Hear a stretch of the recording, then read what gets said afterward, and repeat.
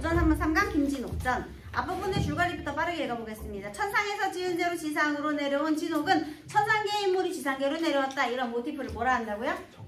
적강 모티프라고 하는 거예요. 그래서 진옥이 이렇게 내려왔어요. 남선우의 침입으로. 선우는 선우족. 남쪽에 있는 선우족이 우리반에도 선우가 있어가지고 선우족, 여기서는 이제 선우족이 침입을 한 거죠. 사실 있잖아요. 이 진옥은 명나라 사람입니다. 고전소설답게 명나라를 배경으로 하고 있고요. 명나라 입장에서 선우족은 오랑캐겠죠. 그래서 오랑캐가 이제 침입을 한 거야. 그래서 가족과 헤어지고, 야, 누가 봐도 영웅 소설의 영웅의 일대기적 구성을 또 따르고 있죠. 화산도사의 가르침을 받은 뒤 장원 급제한다. 이렇게 조력자가 또 구출해서 양육까지 해줍니다. 그래서 여기 한번 잠깐 볼까요? 인물관계도를 파악하면서 읽어야 도움이 되잖아요. 앞부분에 줄거리가 나와 있다는 것은 여기에서 우리가 꼭 얻어야 할 정보가 있다라는 뜻이거든요. 그래서 여기를 정리를 하셔야 돼요. 자, 분명히 진옥, 얘가 주인공일 거예요. 김진옥이겠죠. 그런데 얘는 이제 명나라 사람이고요. 근데 누가 쳐들어왔다고요? 선우족. 그래서 그때 가족과 헤어졌었어요. 자, 이후에 화산도사의 가르침을 받아 장원급제를 한 후, 이후 진옥은 공주와의 결혼을 거부하며, 자, 그런데 공주와의 결혼을 거부하며 천정배필이 유소저와 혼이 나고,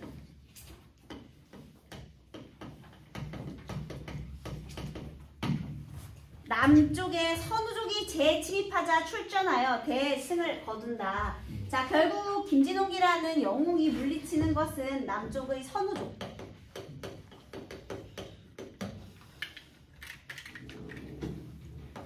처음 선우족이 침입했을 때 부모님과 헤어졌고요. 그 다음에 여기 재침입했을 때는 물리쳐서 대승을 거두게 되었다. 이렇게 된대요. 그게 이제 영웅적 활약이겠죠. 얘들아, 그러면 일단 얘가 급제를 했으니까 관직에 갔을 거 아니야? 그런데 전쟁에 나갔다? 그리고 명나라다? 그러면 장군이에요, 여러분. 전쟁에서 승리를 거두겠다는 건 장군이고, 장군. 명나라의 장군은 원수죠, 여러분. 그렇죠? 그렇게 되는 겁니다. 그 다음에요. 귀국하던 진옥은, 자, 대승을 거뒀죠.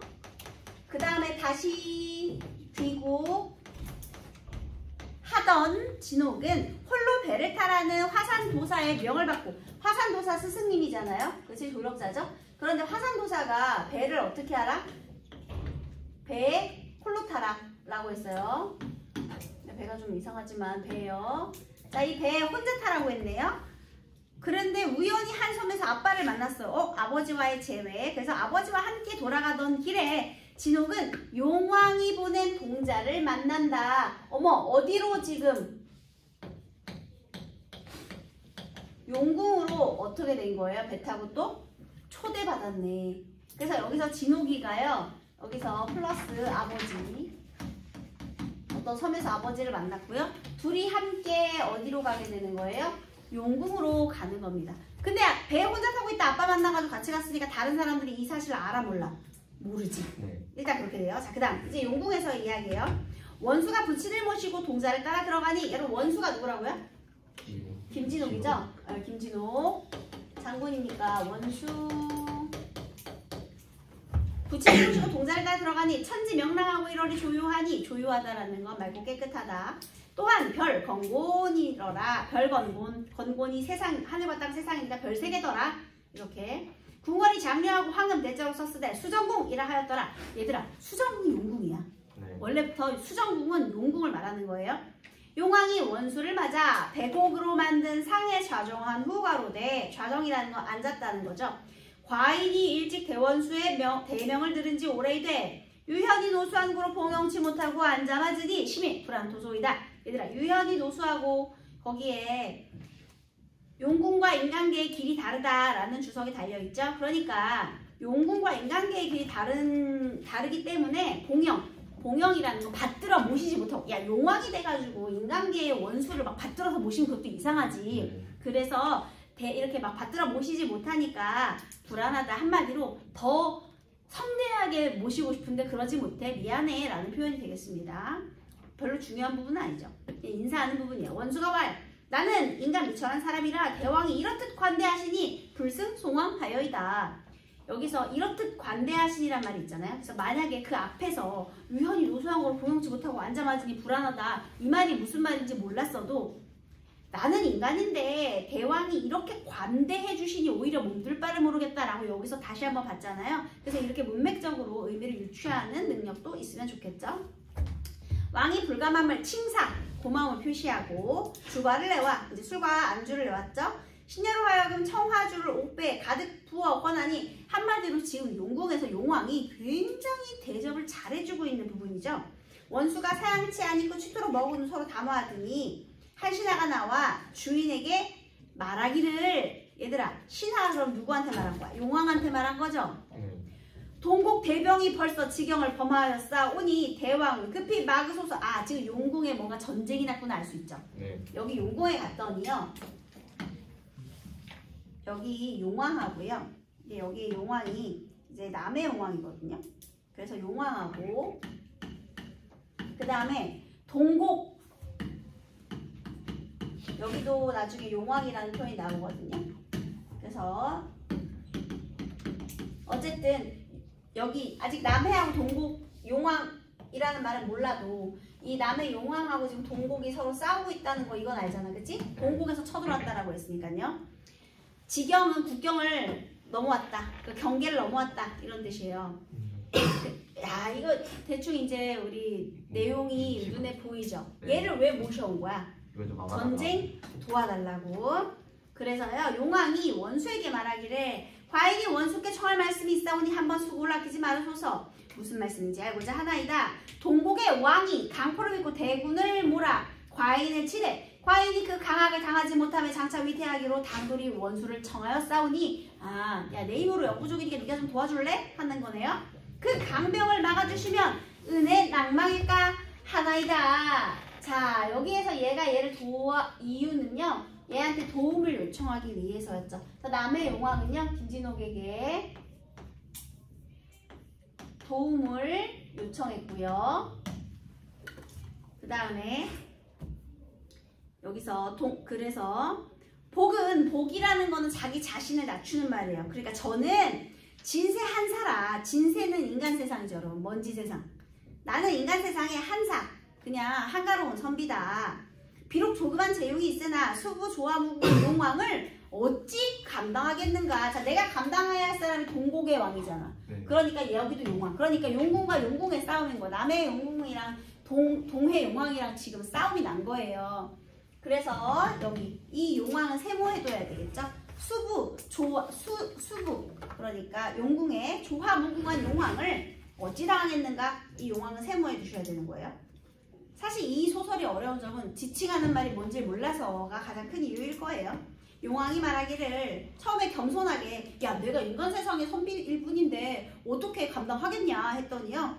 원컨대 원수는 한번 수고를 아끼지 말아소서. 다시 한번 부탁하니까 사세가 여차하니 어찌 사양하리있고 대왕은 무루 하소서. 물 말다 우 근심하지 마시옵소서. 그래서 어떻게 한 거야? 승낙을 한 거죠.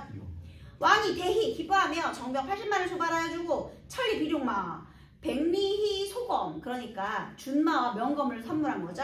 수부 대도독을 하이니 그러니까 지금 뭐예요? 통제권을 준 거죠.